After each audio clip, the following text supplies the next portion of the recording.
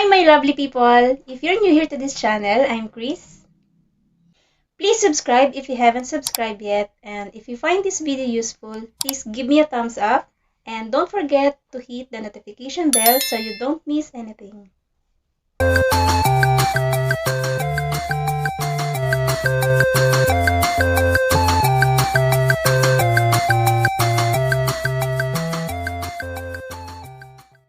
Start tayo guys sa basic application that comes for free with Windows. Pumunta tayo ng taskbar, hanapin ninyo yung photos. Pumili kayo ng picture na gusto ninyong i-edit.